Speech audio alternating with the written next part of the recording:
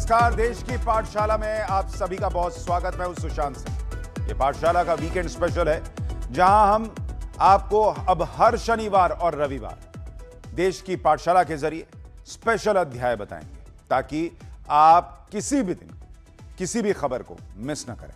पाठशाला हफ्ते में अब 7 दिन आपके लिए लगेगी और वीकेंड स्पेशल को भी आप मिस नहीं कर सकते, ये ध्यान रखिएगा। तो शुरू करते हैं आज की देश की पाठशाला। पहला अध्याय।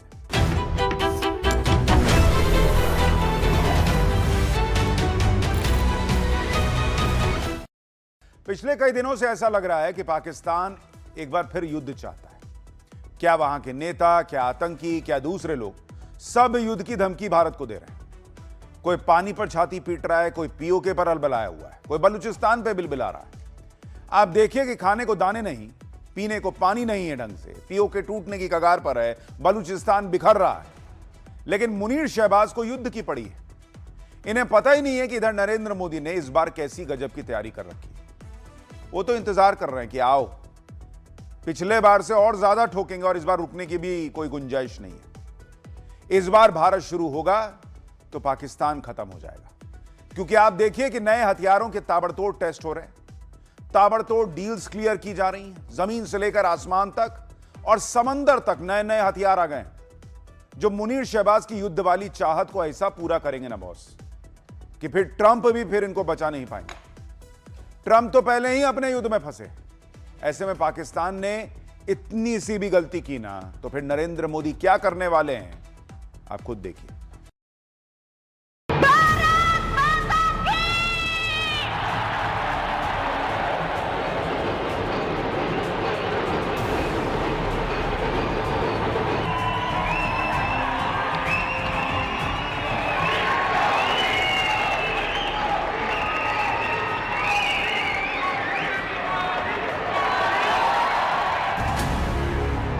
न्यूजीलैंड की राजधानी ऑकलैंड में प्रधानमंत्री नरेंद्र मोदी का जादू कुछ ऐसा चला कि हर तरफ भारत माता की जय के नॉन स्टॉप नारे लगने लगे।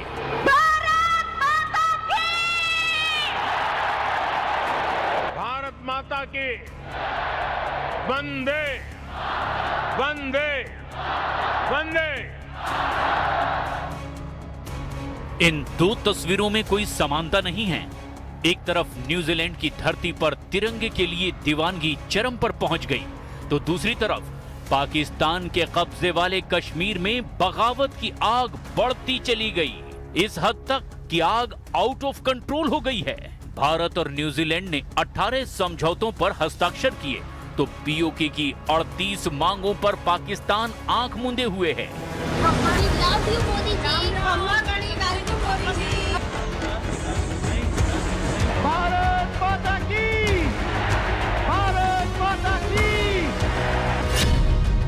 पीएम मोदी विदेशी जमीन न्यूजीलैंड पहुंच करके भारत के भविष्य का समीकरण बदल रहे हैं, तो पड़ोस में पाकिस्तान भारत को गीदड़ भभकी दे रहा है।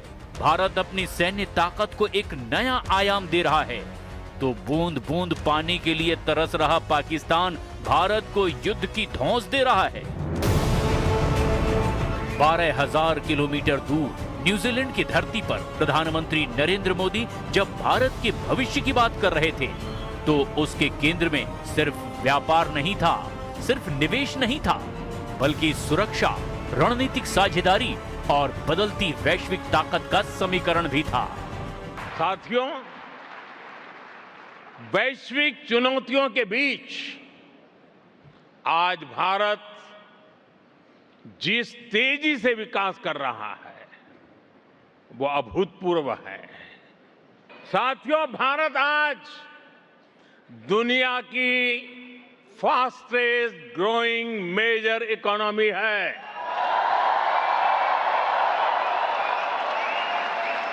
भारत दुनिया का सबसे बड़ा वैक्सीन प्रोड्यूसर है। आज का भारत दुनिया को विकास के नए मॉडल भी दे रहा है। पीएम मोदी ने ऑकलैंड में भारतीय समुदाय को संबोधित किया। इस दौरान उन्होंने करीब 3 दशक पुराना किस्सा भी सुनाया। सार्वजनिक जीवन में मुझे कोई जानता नहीं था, तब भी मुझे यहाँ न्यूजीलैंड आने का अवसर मिला था और उस समय मुझे किसी ने गिफ्ट में 3 चीजें दी थी जो मैं वापस इंडिया लेकर के गया था। एक, ये मफलर,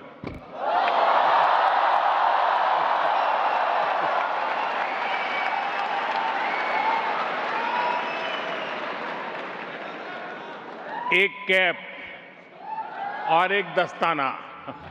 पीएम मोदी ने भारत की बात करते हुए कहा कि उनके लिए देश की जनसंख्या नहीं, जन कल्याण की भावना ज्यादा मायने रखती है। इस बार भारतीय पीएम को न्यूजीलैंड आने में 40 साल लगे हैं, लेकिन अब इतना लंबा इंतजार आपको नहीं करना पड़ेगा।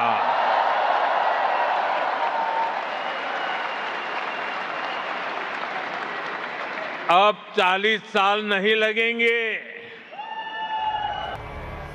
भारत और न्यूजीलैंड के रक्षा और सुरक्षा सहयोग को नई दिशा देने पर सहमति जताई। इंडो पैसिफिक क्षेत्र में सहयोग बढ़ाने और रक्षा साझेदारी को मजबूत करने पर भी जोर दिया गया।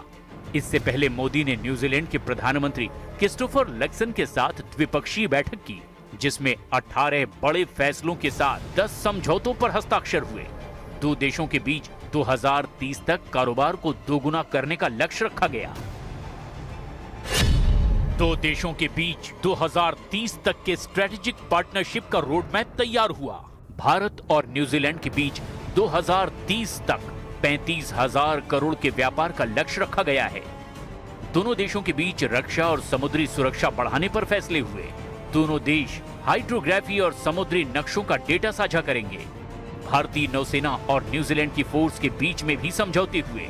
आतंकवाद के खिलाफ लड़ाई में भारत और न्यूजीलैंड साथ मिलकर काम करेंगे। दोनों देश आपदा से निपटने के लिए एक दूसरे का सहयोग करेंगे। डेयरी और पशुपालन से जुड़ी नई तकनीक साझा करेंगे। पर्यटन और खेल में एक दूसरे को सहयोग करेंगे। लोथल मैरीटाइम हेरिटेज में एक दूसरों का सहयोग करेंगे। अंटार्कटिक और जलवायु अनुसंधान पर दोनों देश साथ मिलकर काम करेंगे। फूड टेक्नोलॉजी और शिक्षा में शोध के डेटा का आदान प्रदान करेंगे।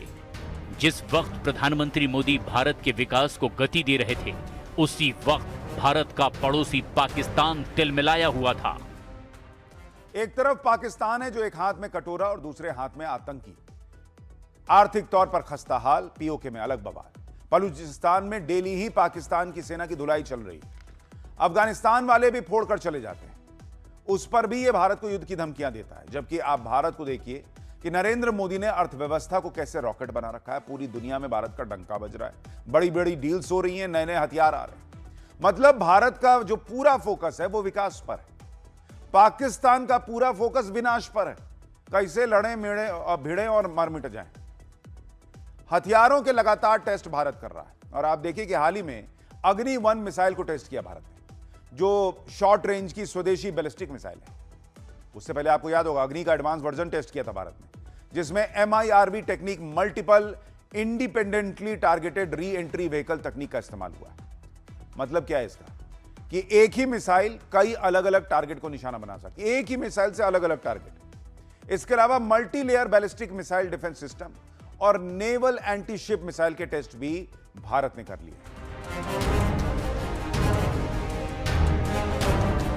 पाकिस्तान से बार बार फिर वही घिसी पिटी पुरानी धमकी, बयानबाजी और भारत के खिलाफ चेतावनी सुनाई दे रही है। इसी साल जून में पाकिस्तान के रक्षा मंत्री ख्वाजा आसिफ ने सीधे जंग की धमकी दी और पाकिस्तान की तंगी पर वहां के लोगों का ध्यान हटाने की कोशिश की। जुलाई में पाकिस्तान के विदेश मंत्री इशाक डार ने सिंधु जल संधि पर कहा कि अगर भारत ने पानी रोका तो इसे युद्ध माना जाएगा। जुलाई में ही पाकिस्तान के जलवायु परिवर्तन मंत्री मुसादिक मलिक ने ऐसी धमकी दी जिसे सुनकर समझ आ गया कि पाकिस्तान अभी भी पाषाण युग में ही जी रहा है। तो ऐलान कर चुके हैं कि जो हमारे पानी पे हाथ डालेगा हम वो हाथ ही काट देंगे। और सिर्फ ऐलान नहीं कर चुके, 2 मरतबा 1-1.5 साल में दिखा चुके हैं कि अगर किसी ने हाथ डाला तो हम हाथ काट देंगे। लेकिन सवाल इंसाफ का भी तो है। हम तो अपने आप को बचा लेंगे। हमारी तो जो अफवाज हैं उन्होंने 2 मरतबा सीसा पिलाई दीवार बनकर खड़े हो गए और दोनों मरतबा उन्होंने दिखाया कि पानी नहीं, हम तो हवा के ऊपर भी हाथ डालोगे तो तुम्हारा हाथ पकड़ लेंगे। पाकिस्तान एक बार फिर भारत को डराने की कोशिश कर रहा है, लेकिन सवाल यह है, क्या पाकिस्तान उस भारत को धमका रहा है जो अपनी सुरक्षा के लिए किसी और पर निर्भर नहीं रहता, जो हर महीने हर तिमाही अपनी सैन्य ताकत में एक नया अध्याय जोड़ रहा है, जहां मिसाइलें और ज्यादा घातक होती चली जा रही हैं, जहां नौसेना का बेड़ा लगातार मजबूत हो रहा है, जहां आसमान, जमीन और समंदर तीनों मोर्चों पर भारत अपनी मारक क्षमता बढ़ाता ही जा रहा है।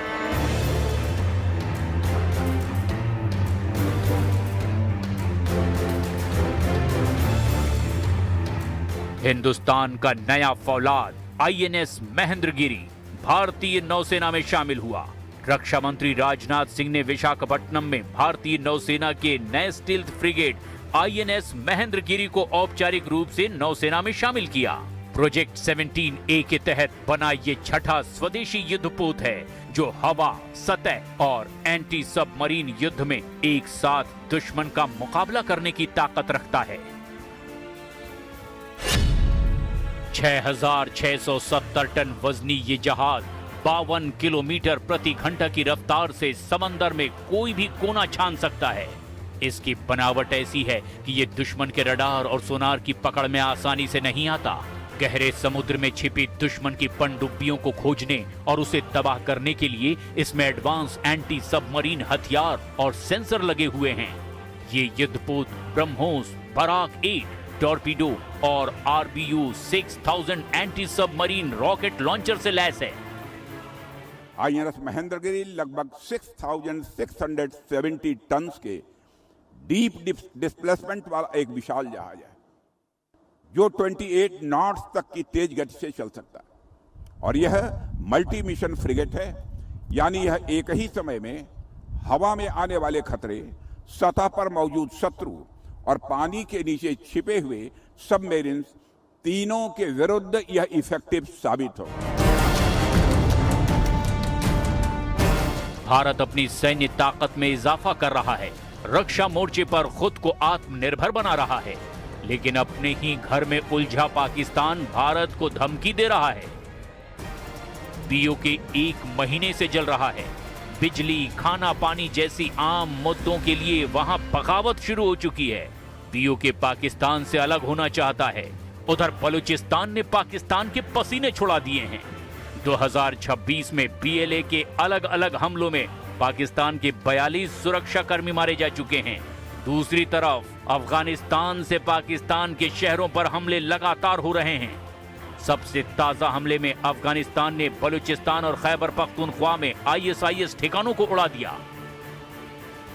भारत के खिलाफ पाकिस्तान की गीदड़-भब की कोई नई बात नहीं है, लेकिन सवाल है कि पाकिस्तान बार बार आखिर ऐसी भाषा का इस्तेमाल क्यों करता है। पाकिस्तान कश्मीर को अपना अधूरा मिशन मानता है। 1947 के बाद 4 बड़े युद्ध में हर बार पाकिस्तान को करारी हार मिली। ऑपरेशन सिंदूर में मिली करारी हार के बाद तो पाकिस्तान के लोगों का ध्यान भटकाने के लिए सिंधु जल संधि का राग अलापना शुरू किया गया। घरेलू मोर्चे पर भी पाकिस्तान बुरी तरह से घिरा हुआ है और धमकियों के जरिए अपनी इमेज बिल्ड करने में लगा हुआ है। सैन्य मोर्चे पर भी कमजोर पाकिस्तान जानता है कि वो कभी भी भारत से युद्ध नहीं जीत सकता, और यही वजह है कि वो कभी परमाणु धमकी देता है तो कभी अपने प्रॉक्सी का इस्तेमाल करता है और कभी उनके नेता गीदड़ भभकी देने लगते हैं। पाकिस्तान इधर बयानबाजी और धमकी देने में लगा हुआ है, उधर हिंद महासागर में भारत अपनी समुद्री ताकत को लगातार नई धार दे रहा है।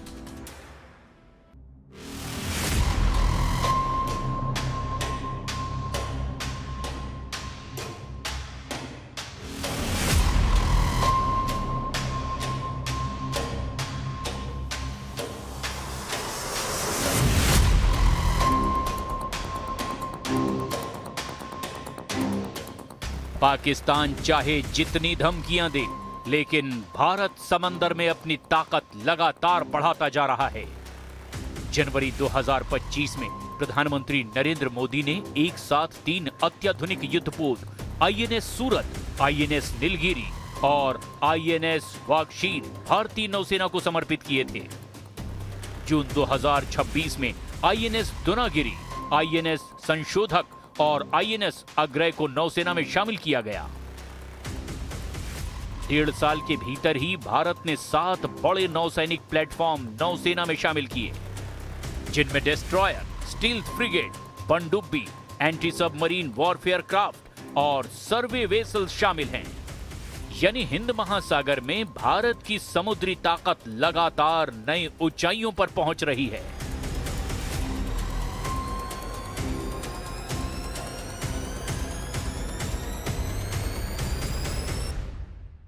सबसे खास बात देखिए यह है कि नरेंद्र मोदी डिफेंस के मामले में भारत को लगातार मजबूत बना रहे हैं, और इतना मजबूत बना रहे हैं कि दूसरे देशों पर बहुत निर्भरता न रह जाए।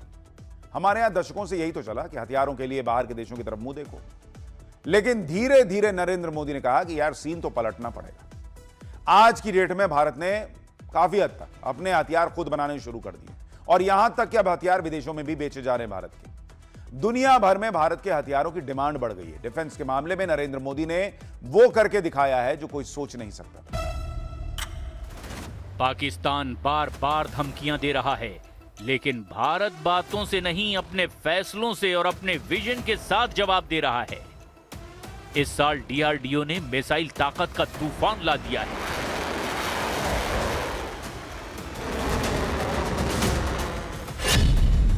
आठ मई को भारत ने 5000 किलोमीटर रेंज वाली एडवांस अग्नि मिसाइल का MIRV तकनीक के साथ सफल परीक्षण किया। 22 मई को 700 से 900 किलोमीटर की रेंज वाली अग्नि 1 बैलिस्टिक मिसाइल का सफल परीक्षण हुआ। 10 से 11 जून को DRDO ने multi layer ballistic missile defence system के इंटरसेप्टर का सफल परीक्षण किया। साथ ही medium range naval anti ship missile NASAMS का भी पहला सफल फ्लाइट टेस्ट किया गया। 15 जून को भारत ने long range land attack cruise missile LRLACM का भी सफल परीक्षण किया। 8 जुलाई को Pinaka long range guided rocket का सफल परीक्षण किया गया। 12,000 किलोमीटर दूर न्यूजीलैंड में प्रधानमंत्री मोदी भारत के लिए नए रणनीतिक साझेदार जोड़ रहे हैं, नई आर्थिक संभावनाओं के दरवाजे खोल रहे हैं और रक्षा सहयोग को एक नई दिशा दे रहे हैं। दूसरी तरफ भारत अपनी सेना को लगातार आधुनिक बनाता जा रहा है। नए युद्धपोत नौसेना में शामिल हो रहे हैं, नई मिसाइलों का सफल परीक्षण हो रहा है और रक्षा क्षेत्र में आत्मनिर्भरता की रफ्तार लगातार बढ़ती जा रही है। ऐसे में पाकिस्तान की धमकियां चाहे जितनी हों, लेकिन आज की तस्वीर यही बताती है कि भारत अपनी रणनीति बयानबाजी से नहीं, बल्कि कूटनीति, तकनीक और सैन्य क्षमता के विस्तार के जरिए आगे बढ़ाने की कोशिश कर रहा है।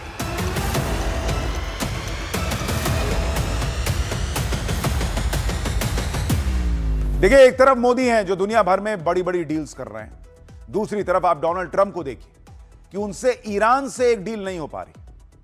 वैसे तो भर दुनिया में घूम के कहते हैं मैंने 8 युद्ध रुकवा दिए, 7 रुकवा दिए, 11 रुकवा दिए, अपना क्यों नहीं रोक पा रहे हो? पहले ये तो बताओ, दुनिया का युद्ध रुकवाते हो। उनका सीजफायर टूट गया, फिर से बम गिरने लगे।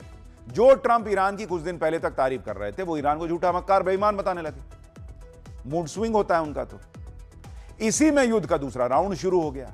अमेरिका, ईरान एक दूसरे को कैसे मार रहे हैं और दुनिया बेहाल होती जा रही है, आज आपको देखना चाहिए। और इसी युद्ध ने पहले से ही दुनिया की चौपट हो रखी इकोनॉमी को और खस्ताहाल कर दिया। भाई, हॉर्मुज से फिर तेल गैस मिलना बंद, दुनिया भर में महंगाई के बम फूट रहे हैं और इस बार भी दुनिया की सांसें अटकी हुई हैं। लेकिन इस सब के बीच भी नरेंद्र मोदी ने कैसे भारत का मामला सेट किया हुआ है कि भारत जो है वो निश्चिंत है कि फिर लड़ो तुम लोग कुछ दिन, हमारा मामला सेट है। क्या इंतजाम मोदी ने किया इस बीच में, वीकेंड की पाठशाला के स्पेशल अध्याय में देखिए।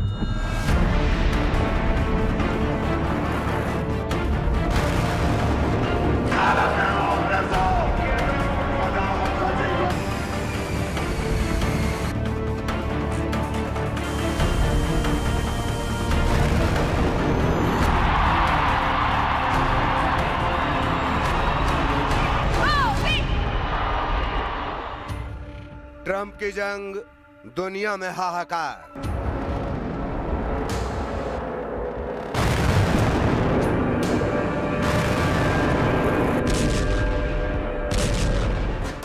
मिशन ग्लोबल ग्रोथ पर मोदी।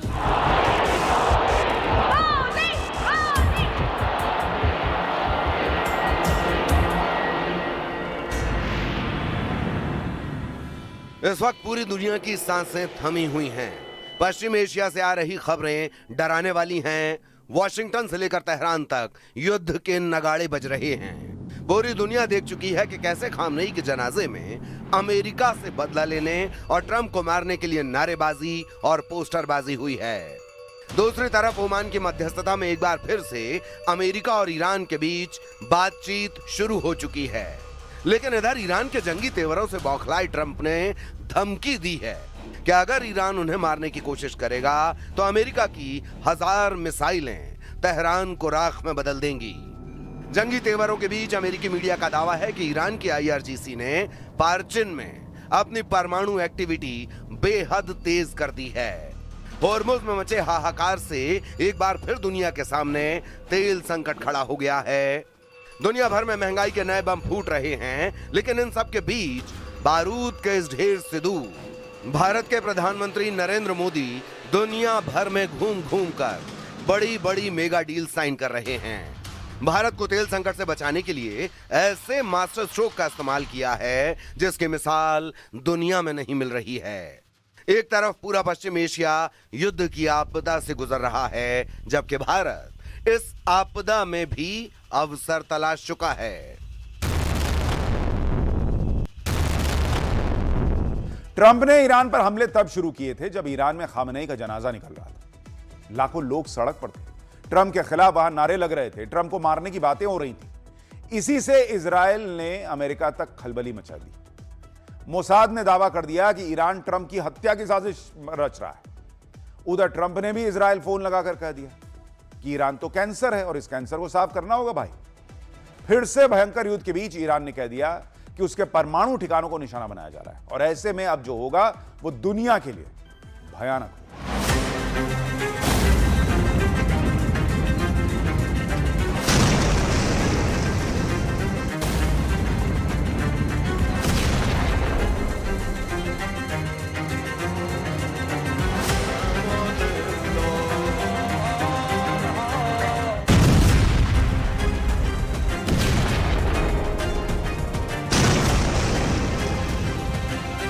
अली खामनेई का जनाजा सुपुर्द खाक होते ही नए सिरे से अमेरिका और इजराइल मिलकर ईरान पर भीषण हमले की तैयारी कर चुके हैं। हैरान करने वाली बात तो यह है कि ट्रंप ने खुद कहा है कि ईरान से हमारा सीज फायर खत्म हो चुका है, लेकिन ईरान की गुहार पर हम उससे बात कर रहे हैं। ट्रंप के इन दावों में कितना दम है, ये तो ओमान में मध्यस्थों के जरिए चल रही अमेरिका और ईरान की वार्ता के नतीजों से पता चल ही जाएगा। फिलहाल ईरान ना तो होर्मुज पर कंट्रोल को लेकर पीछे हटने को तैयार है और ना ही अमेरिका और ट्रंप को बख्शने के मूड में है। ट्रंप ने खुद कहा है कि उनकी जान को ईरान से सीधा खतरा है और वो ईरान की IRGC की किल लिस्ट में नंबर 1 पर हैं।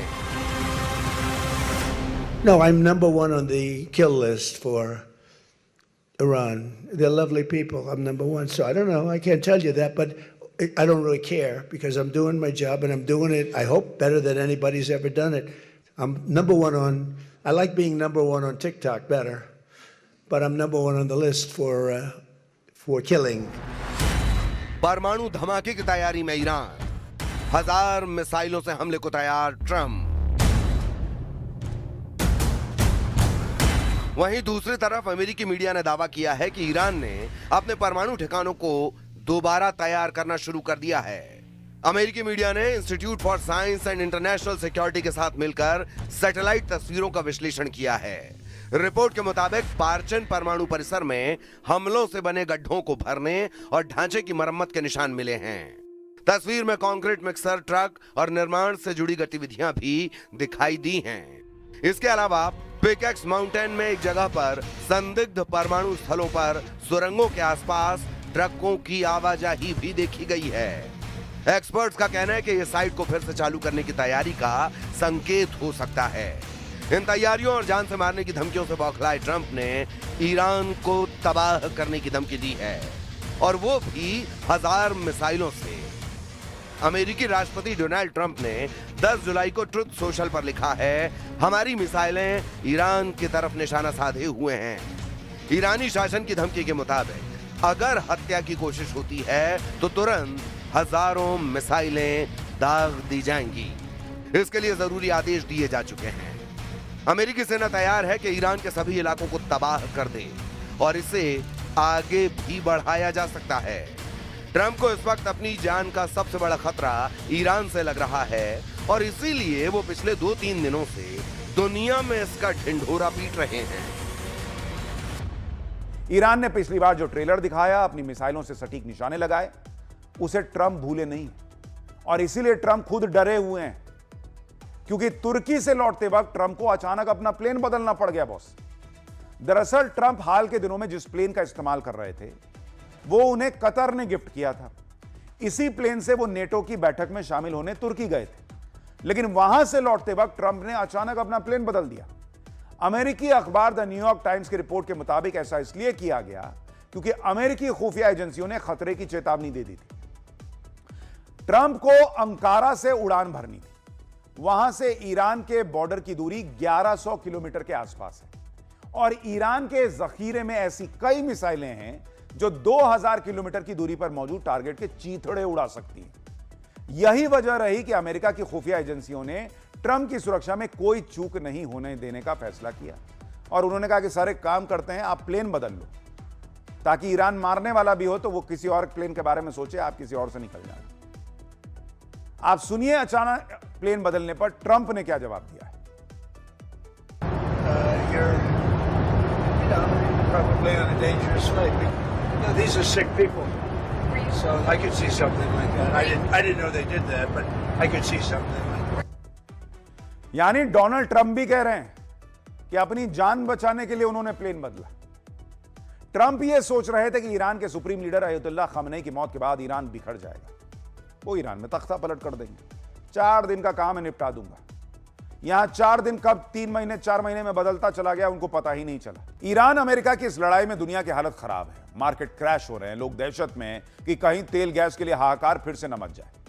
दुनिया भर में इसको लेकर चर्चा हो रही है, लेकिन भारत के लिए मामला कैसे नरेंद्र मोदी ने सेट किया, चाहे दुनिया भर से डील्स की बात हो, रूस से सस्ता तेल खरीदने की बात हो, चाहे गल्फ कंट्रीज से सप्लाई चेन ठीक करने की बात हो, या फिर दूसरे विकल्पों से तेल और गैस इंपोर्ट करने की बात हो, नरेंद्र मोदी ने जितने दिन का टाइम मिला उसमें हर वो पेंच कस दिया जिससे इस तरह के ग्लोबल क्राइसिस से निपटा जा सके। भारत तक युद्ध की आंच कम से कम है, देश की जनता को परेशानी कम से कम हो, अर्थव्यवस्था की रफ्तार बनी रहे, और इसके लिए उन्होंने क्या क्या तैयारी की, देखिए आप एक बार। तेल संकट पर master stroke, mission global growth पर मोदी।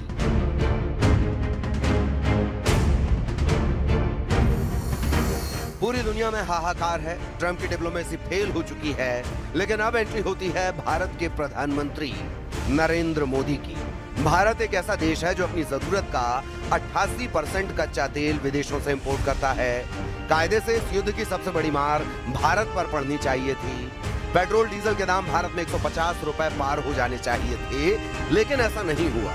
मोदी ने भारत का मैटर पहले ही फुल टाइट सेट कर रखा था। हमने संकट शुरू होते ही रिफाइनरीज के सामर्थ्य पर फोकस किया।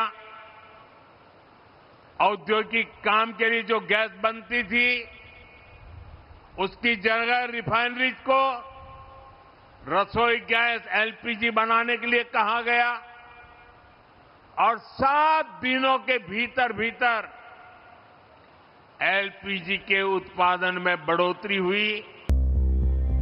तेल संकट पर master stroke, mission global growth पर मोदी। तेल संकट पर भारत की प्लानिंग पूरी तरह से सफल रही है। इसके पीछे भारत के 3 बड़े मास्टर स्ट्रोक ने कैसे काम किया, इसे जान लीजिए। मास्टर स्ट्रोक नंबर 1, सप्लायर्स की संख्या 27 से बढ़ाकर 41 की। भारत के पेट्रोलियम मंत्री हरदीप सिंह पुरी के ताजा आंकड़ों के मुताबिक भारत ने पश्चिम एशिया के संकट को पहले ही भांप लिया था। भारत ने केवल खाड़ी देशों पर निर्भर रहने के बजाय अपने तेल सप्लायर्स की संख्या को 27 देशों से बढ़ाकर सीधे 41 देश कर दिया। इसमें रूस से मिलने वाला बम्पर डिस्काउंटेड ऑयल, वेनेजुएला और कई अफ्रीकी देश शामिल हैं। अमेरिका और यूरोप ने भारत पर दबाव बनाया, लेकिन भारत ने प्रैग्मेटिक अप्रोच यानी व्यवहारिक नीति अपनाते हुए साफ कह दिया, हमारे लिए देश की एनर्जी सिक्योरिटी और देश की जनता की भलाई सबसे ऊपर है। मास्टर स्ट्रोक नंबर 2, ओएनजीसी का इमरजेंसी रिजर्व। भारत ने सिर्फ तेल खरीदा नहीं, बल्कि युद्ध के दूसरे राउंड के बीच देश के भीतर इमरजेंसी बैकअप को जबरदस्त तरीके से मजबूत कर दिया। इसी हफ्ते 9 जुलाई 2026 को भारत की सरकारी कंपनी ओएनजीसी के बोर्ड ने देश की नेशनल एनर्जी सिक्योरिटी के तहत एक ऐतिहासिक मंजूरी दी है। कर्नाटक के मंगलुरु में 1.75 मिलियन मीट्रिक टन यानी करीब 1.30 करोड़ बैरल क्षमता का एक नया स्ट्रेटेजिक पेट्रोलियम रिजर्व बनाने का फैसला हुआ है। भारत के पास विशाखापट्टनम, पादुर और मंगलुरु में पहले से ही 5.33 मिलियन टन तेल रिजर्व में है, जो संकट के समय देश को किसी भी बड़े झटके से बचा सकता है। मास्टर स्ट्रोक नंबर 3, यूएई और जापान के साथ ग्लोबल पार्टनरशिप। इतना ही नहीं, पीएम मोदी की हालिया यूएई यात्रा के दौरान अबू धाबी की राष्ट्रीय तेल कंपनी एडीएनओसी ने भारत के स्ट्रेटेजिक रिजर्व में अपनी हिस्सेदारी बढ़ाकर 30 मिलियन बैरल तक करने का बड़ा ऐलान किया था। यानी अगर होर्मुज बंद भी हो जाए तो भारत के पास अपने घरेलू रिजर्व और मित्र देशों के बैकअप के कारण महीनों तक बिना किसी रुकावट के देश को चलाने का फुल प्रूफ इंतजाम है। भारत ने अपनी रिफाइनरी क्षमता को लगातार बढ़ाया है। अमेरिका में पिछले 50 वर्षों में एक भी नई रिफाइनरी नहीं बनी है। यूरोप की रिफाइनरी क्षमता लगातार कम होती गई है, वहीं भारत आज विश्व की चौथी सबसे बड़ी रिफाइनरी क्षमता वाला देश बन चुका है। भारत ने अपनी तैयारी से ईरान, अमेरिका और इजराइल के युद्ध के प्रभाव को काफी हद तक कंट्रोल कर लिया है। हालात सुधरने के बजाय बद से बदतर होते जा रहे हैं। ईरान के नए सर्वोच्च नेता मुस्तफा खामनेई ने एक बार फिर से बदला लेने की कस्में खाई हैं। मुस्तफा ने कहा, शहीदों के खून का बदला लेकर रहेंगे, हम रहें या ना रहें, बदला हर हाल में होगा। इधर पूर्वी तेहरान पर हमले की खबरें आने लगी हैं। जानकारों का दावा है कि ईरान युद्ध का नया राउंड शुरू हो चुका है और ये राउंड बेहद विनाशक साबित हो सकता है। अब देखना होगा भारत ने जिस तरह से अब तक के हालात को संभाला है, आगे कैसे मोदी सरकार नए संकटों से निपटती है। बारिश जैसी आफत लेकर आई है इस बार कि हर तरफ हाहाकार मचा हुआ है। शहरों का तो बहुत ही बुरा हाल है। मुंबई में तो एक हफ्ते में उतनी बारिश हो गई जितनी दिल्ली में पूरे सीजन में होती है। क्या मुंबई, क्या गुरुग्राम, क्या सूरत, क्या दूसरे शहर, हर जगह बारिश ने सारा सिस्टम ध्वस्त करके रख दिया। लेकिन शहरों की यह कहानी एक सीजन की नहीं है। अक्सर मॉनसून में यही दिखता है और इस बार तो ऐसी बारिश हुई जिसे झेलना सिस्टम के बस की बात नहीं थी। पूरे देश में जगह जगह क्या हाल हो रखा है, आप तस्वीरें देखिए बॉस।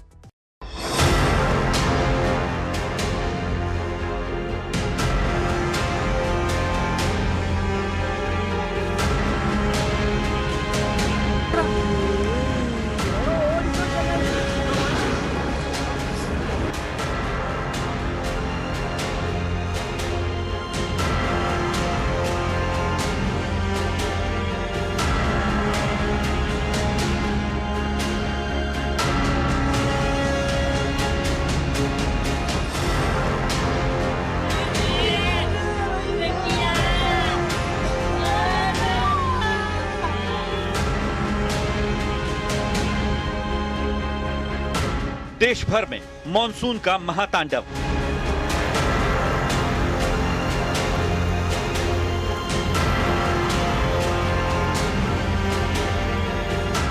कश्मीर से केरल तक बारिश का कहर।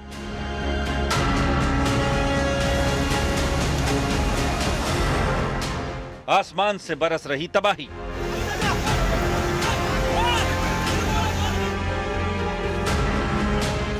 कश्मीर से केरल तक, मुंबई से गुरुग्राम तक आसमान से बरस रही आफत ने पूरे देश की रफ्तार थाम दी है।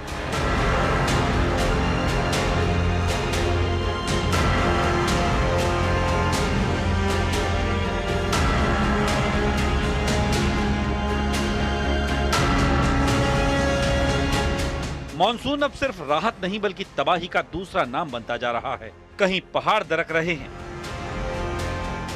कहीं शहर डूब रहे हैं, तो कहीं कुछ ही मिनटों में जमीन इंसानों और गाड़ियों को निगल रही है। देश के अलग अलग हिस्सों से जो तस्वीरें सामने आ रही हैं, वो डराने वाली ही नहीं बल्कि सिस्टम और तैयारी पर बड़े सवाल भी खड़े करती हैं।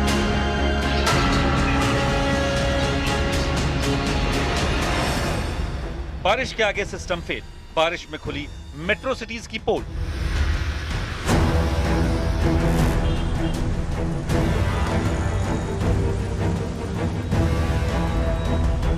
मॉनसून का सबसे गहरा असर देश के मेट्रो शहरों पर देखने को मिला है, जहां कुछ घंटों की तेज बारिश ही पूरी व्यवस्था को चरमरा देती है।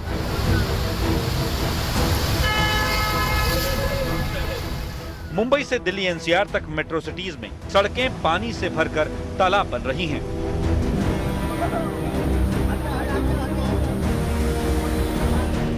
जिससे ट्रैफिक पूरी तरह ठप हो रहा है और लोगों को घंटों जाम में फंसे रहना पड़ता है। जल निकासी का सिस्टम फेल होने के चलते पानी घरों, दफ्तरों और बाजारों में घुस रहा है।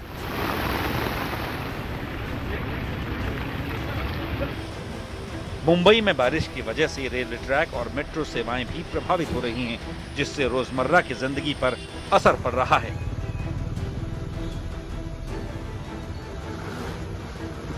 कई जगहों पर सड़क धंसने, खुले मैनहोल और बिजली कटौती जैसी समस्याएं लोगों के लिए परेशानी का सबब बन रही हैं, जबकि निचले इलाकों में बाढ़ जैसे हालात पैदा हो चुके हैं। दिल्ली और आसपास के इलाकों में भी पहली ही बारिश ने सिस्टम की पोल खोल दी। गुरुग्राम में दिल्ली जयपुर हाईवे की लेन धंस गई, जिससे कई किलोमीटर लंबा जाम लग गया।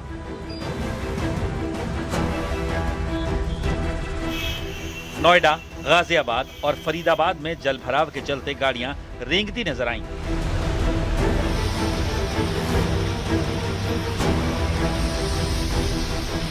कई जगह सड़कें धंस गईं और गाड़ियां गड्ढों में फंस गईं। ऑफिस से लौटने वाले लोगों को घंटों ट्रैफिक में फंसे रहना पड़ा। ऐसा ही हाल बारिश की चपेट में आए लगभग हर मेट्रो शहर का है। देखिए, आजकल लोग ये बात कर रहे हैं कि मॉनसून इस बार इतना खतरनाक क्यों हो गया। जो वजह बताई जा रही है वो ये कि बंगाल की खाड़ी से उठा लो प्रेशर सिस्टम उत्तर पश्चिम की तरफ बढ़ता हुआ डिप्रेशन में बदल गया और इसने बारिश की इंटेंसिटी को बढ़ा दिया। इसी वजह से कई इलाकों में कम समय में बहुत जबरदस्त बारिश हो गई। सक्रिय मॉनसून, लो प्रेशर सिस्टम और बदलते जलवायु पैटर्न ने बारिश की महाआफत को इतना बड़ा बना दिया कि लोग इस वक्त घबराए हुए। केरल के वायनाड की ये तस्वीरें खून सुखा देने के लिए काफी हैं।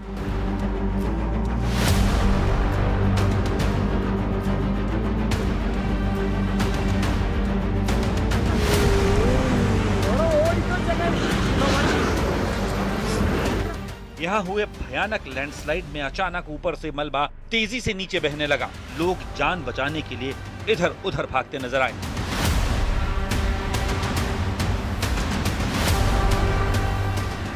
एक बस और भारी टैंकर तक मलबे के साथ खिलौनों की तरह बहते दिखे। इस हादसे में कम से कम 4 लोगों की मौत हो गई।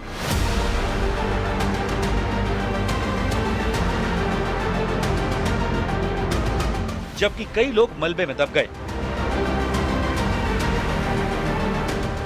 राहत और बचाव के लिए एनडीआरएफ और एसडीआरएफ की टीमें मौके पर तैनात की गईं। बताया जा रहा है कि जिस जगह लैंडस्लाइड हुआ वहां टनल प्रोजेक्ट का काम चल रहा था और आसपास मजदूरों के परिवार भी रह रहे थे, जिससे नुकसान और बढ़ गया।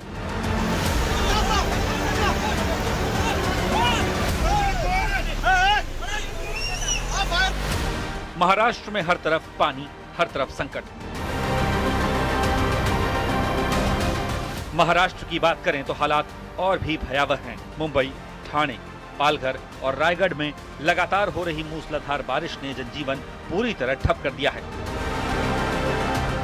नाला सोपारा, वसई, विरार में रेलवे ट्रैक तक पानी में डूब गए हैं, जिससे लोकल सेवा बुरी तरह प्रभावित हुई। कई जगहों पर लोग मजबूरी में पैदल ट्रैक पार करते नजर आए। सड़कें तालाब बन गईं, घरों में पानी घुस गया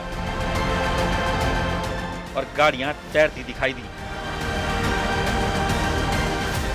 नाला सोपारा में तो कई दिनों से बिजली गुल है, जिससे लोगों का गुस्सा भी बढ़ता जा रहा है। वहीं मुंबई पुणे एक्सप्रेसवे का हाल ही में बना मिसिंग लिंक प्रोजेक्ट भी भारी बारिश के आगे टिक नहीं पाया।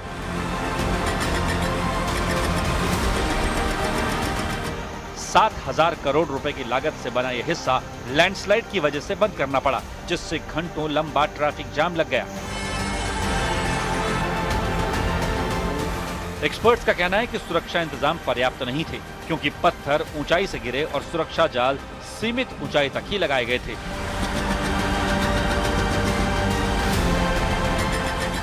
महाराष्ट्र के अलग अलग हिस्सों से और भी कई खौफनाक तस्वीरें सामने आई हैं।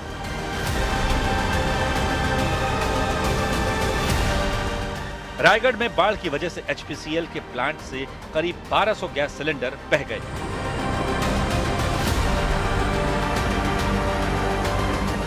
सतारा में पुल टूटने से एक कार नदी में गिर गई, जबकि लोनावाला और रायगढ़ में पर्यटकों को रेस्क्यू कराना पड़ा। मैदानी इलाकों का हाल भी देखिए, लेकिन पहाड़ों का हाल उससे भी बुरा है।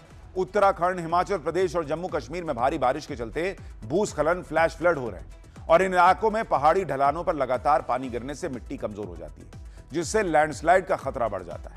वहीं छोटी नदियां और नाले अचानक उफान पर आकर जानलेवा स्थिति पैदा कर देते हैं।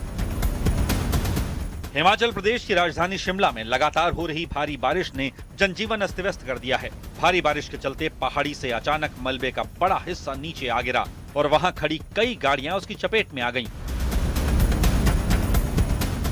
प्रशासन ने मलबा हटाने का काम शुरू किया, लेकिन साथ ही साथ ये चेतावनी भी दी कि ऐसे मौसम में सतर्क रहें और भूस्खलन वाले इलाकों से दूर रहें। हिमाचल की नदियां उफान पर हैं। नदियों में बहकर आ रहा मलबा विनाश की कहानियां सुना रहा है।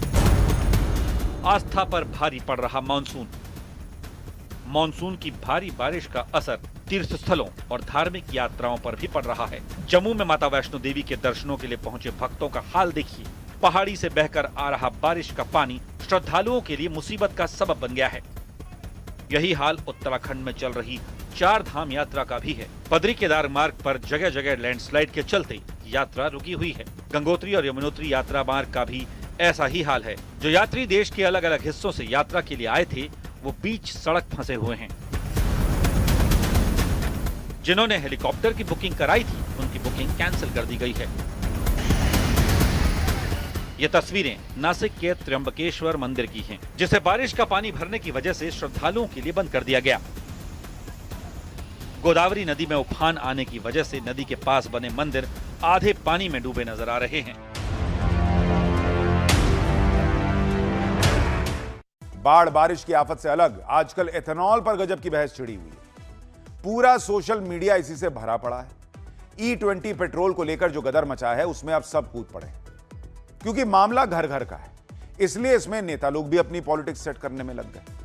आप देखिए, कांग्रेस से लेकर अरविंद केजरीवाल सब अब इस मुद्दे को उठा रहे हैं, क्योंकि उन्हें लगता है कि भाई मिडिल क्लास का मामला है, बात घर घर तक की है और उनको फिर से पब्लिक से कनेक्ट करने का मौका मिलेगा। उधर नितिन गडकरी ने भी चैलेंज दिया था कि कोई एक गाड़ी लाकर दिखा दे जिसमें E20 से कोई खराबी आई, लेकिन पब्लिक तो सबूत का पूरा जखीरा ले आई। वीडियो पे वीडियो डालने लगी सोशल मीडिया पर। कौन कौन गडकरी के चैलेंज के लिए सामने आ गया, ये आपको बताऊंगा। ये भी बताऊंगा कि खुद पेट्रोलियम मंत्री ने इस पूरे विवाद पर क्या कह दिया कि अब यह मामला और आगे तक चला गया है। पाठशाला में उस खुलासे के बारे में भी आपको बताऊंगा जो E20 के बारे में आपको किसी ने नहीं बताया। देखिए रिपोर्ट।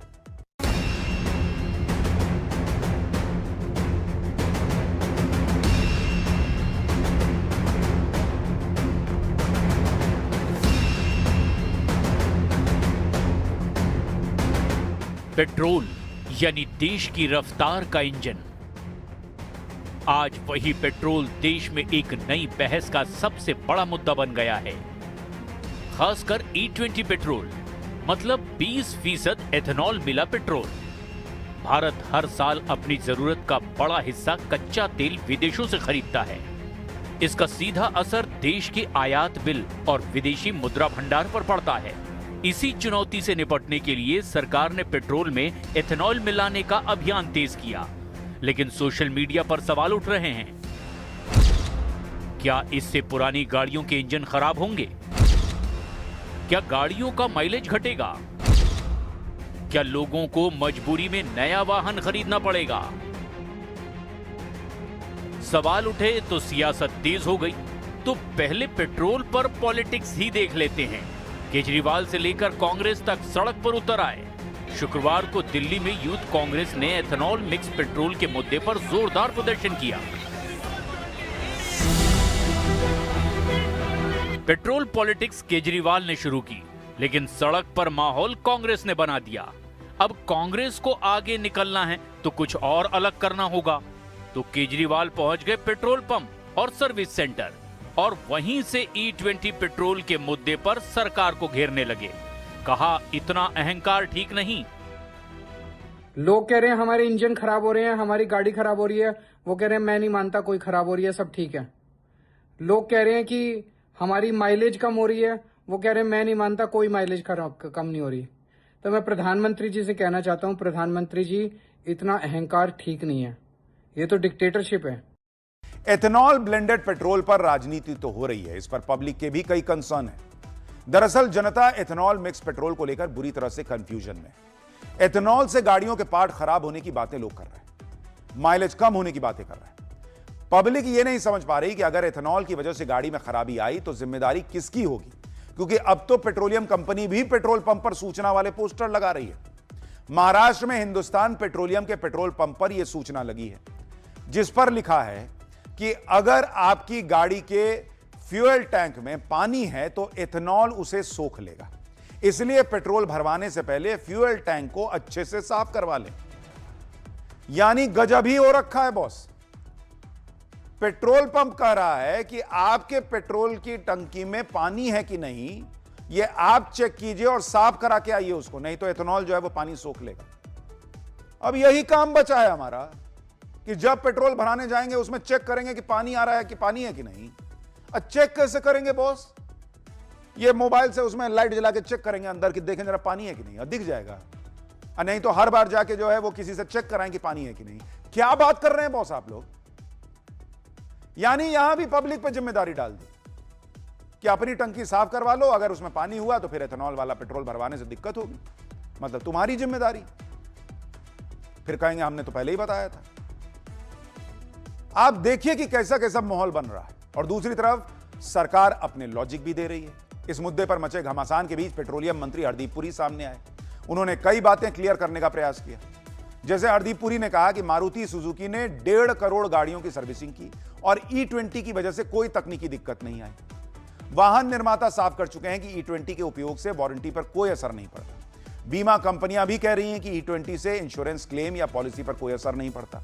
इस तरह का झूठ पहले भी फैलाया गया था, प्रोपेगेंडा बस कुछ ही दिन चलता है, ये पेट्रोलियम मंत्री कह रहे हैं। The one conclusion that all the people I've talked to have said that if you have a very old vehicle, then some of the plastic parts, particularly the gasket, which normally would be replaced after 50,000 kilometers, you might have to, if you're using ethanol blend, to change it after 30,000. मतलब ethanol तेल का विरोध करने वालों के अपने ही तर्क हैं और सरकार के अपने तर्क। ऐसे में कई सवाल खड़े हो रहे हैं और देश की जनता इन सवालों का जवाब जानना चाहती है। क्या एथेनॉल ब्लेंडिंग देश के लिए वरदान साबित होगी या फिर इससे जुड़ी चुनौतियां सामने आएंगी? देखिए, सच्चाई यह है कि एथेनॉल के फायदे भी हैं और चुनौतियां भी हैं। फायदा यह है कि तेल आयात कम करने में मदद मिल रही है, किसानों को नया बाजार मिल रहा है।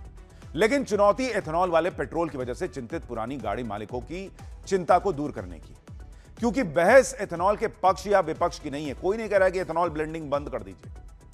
सवाल उठ रहा है कि क्या भारत इस बदलाव के लिए पूरी तरह तैयार है और पुरानी गाड़ियों वालों का क्या होगा, क्या उनको विकल्प मिल सकता है?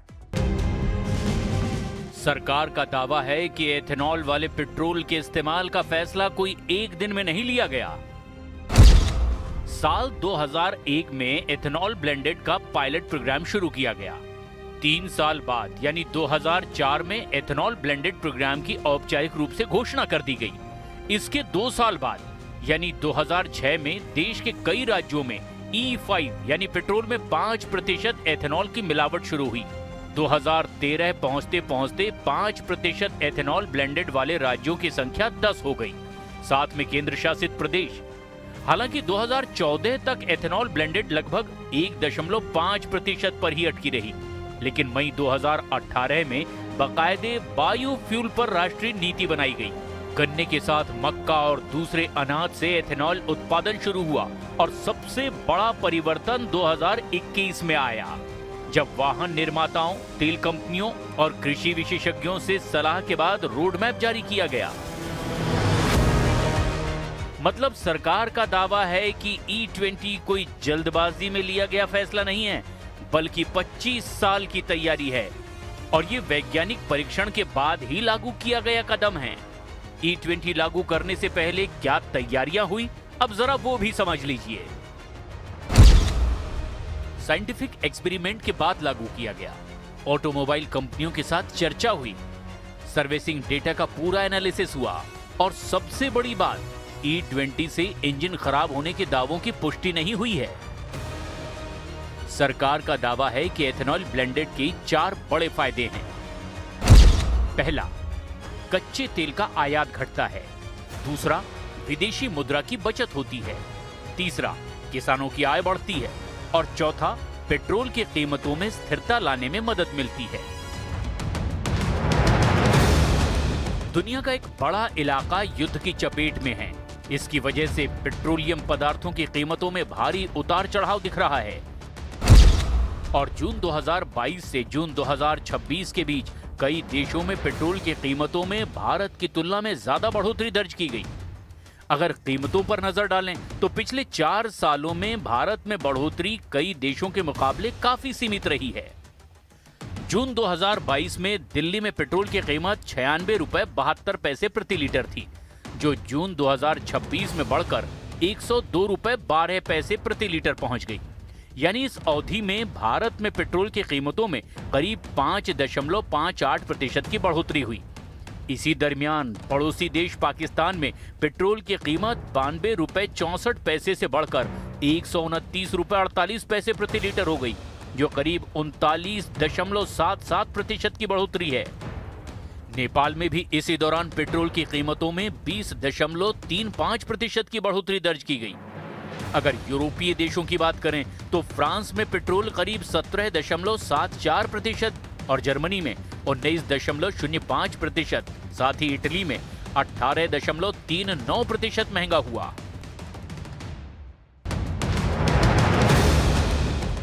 सरकार अपने तर्क दे रही है, लेकिन एक बात यह भी है कि नीति आयोग से लेकर ARAI जैसे संस्थान भी E20 पेट्रोल पर अपनी रिपोर्ट में कुछ चिंताएं जता चुके हैं।